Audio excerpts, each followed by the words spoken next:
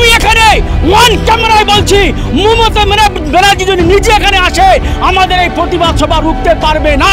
This is our challenge. মুখ্যমন্ত্রীর এই কোন নৈতিকভাবে যে কার্যকলাপ বাংলার বুকে চলছে, বাংলার যুবকেরা আর সহ্য করবে না। এর প্রতিবাদ ওয়ান জায়গায়, ওয়ান ক্যামেরায়, ওয়ান ডোরে আমরা দেখিয়ে ছাড়ব।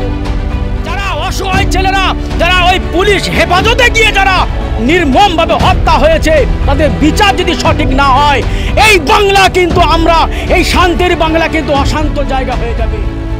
পুলিশ তো এখন হাতে চুরি পরে আছে, মমতা ব্যানার্জির দেওয়া চুরি, কিন্তু জনগণ কিন্তু ওই চুরি পরে নেই।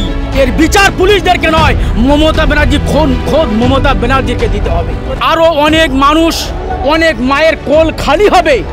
তার কারণ হলো আমরা পরিষ্কার এটা বুঝতেই পাচ্ছি। আপনারা দেখতে পাচ্ছেন আজকে হাজার, মানে এখনো পর্যন্ত শুরুয়াত কিছুই হয়নি, হাজার হাজার মানুষ এখানে কিন্তু উপস্থিত হয়ে গেছে। আস্তে আস্তে এখানে লক্ষ লক্ষ মানুষ উপস্থিত হবে। একটাই উদ্দেশ্য, আগামী দিনে কিন্তু এই ভারতের কোনো মায়ের সন্তান যারা গণহত্যা নয়, পুলিশের দ্বারা যারা গণপিটুনিভাবে মরছে, এদেরকে যাতে আর মরতে না হয়। কারণ আমরা জানি যে বাংলার বুকে যে হারে অত্যাচার চলছে, যে হারে চুরি চলছে, কয়লা চোর, রেশন চোর, চাকরি চোর, মানুষের সততা চোর, এত চোর বেরিয়েছে। এই চোরকে যদি রুখা না যায়, আগামী দিনে এই বাংলা শেষ হয়ে যাবে। আজকে সেই যারা চুরি করছে, যারা ডাকাতি করছে, যারা মাসুম বাচ্চার মিড ডে মিলের চাল চুরি করছে, তাদের হয়ে যারা প্রতিবাদ করছে, তাদেরকে হত্যা করা হচ্ছে। কিভাবে? মানুষকে দিয়ে নয়। এই মুখ্যমন্ত্রী আজকেকার যিনি আমাদের বাংলার যিনি পুলিশ মন্ত্রী, তানার চালে, এটা আমরা 100% শিওর এটা মমতা ব্যানার্জির চালে হচ্ছে। যারা আজকে মমতা ব্যানার্জির এই কূট কৌশল ধরে ফেলছে, তাদেরকে গণহত্যা বা নয়, তাদেরকে পুলিশ হেফাজতে নিয়ে নানানভাবে তাদেরকে হত্যা করা হচ্ছে। আজকে কিন্তু আমাদের প্রতিবাদ সেই গণহত্যা যাতে বন্ধ হয়। আর যারা গণহত্যা হয়েছে, আবু সিদ্দিক, সেই সঙ্গে আনিস খান, যাতে করে এদেরকে সঠিক বিচার তার পরিবার পায়, সঠিক ন্যায় বিচার তার পরিবার পায়। আমরা কিন্তু তার জন্য আজকের এখানে লক্ষ লক্ষ মানুষ হাজির হয়েছি, আরও হব।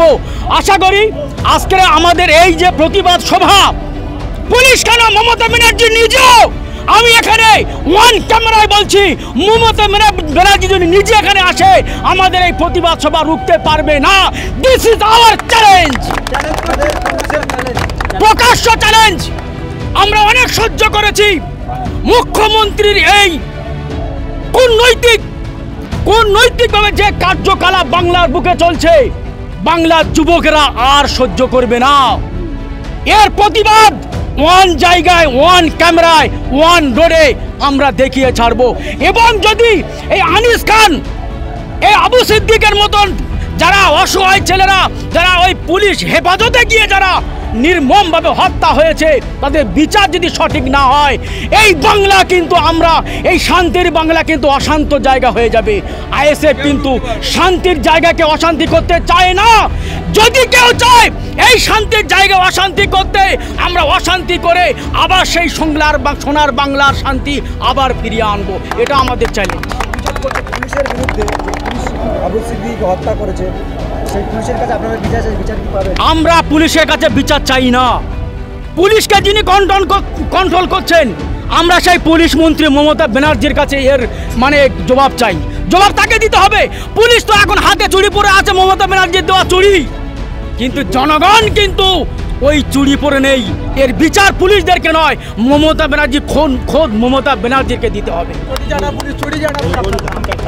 হ্যাঁ, আমার নাম এমডি গোলামবাড়ি মণ্ডল। আমি ক্যানিং ব্লক 1 থেকে এসেছি। আজকের এই জনসভায় আমি সামিল হয়েছি, প্রতিবাদী মিছিলে হাজির হয়েছি।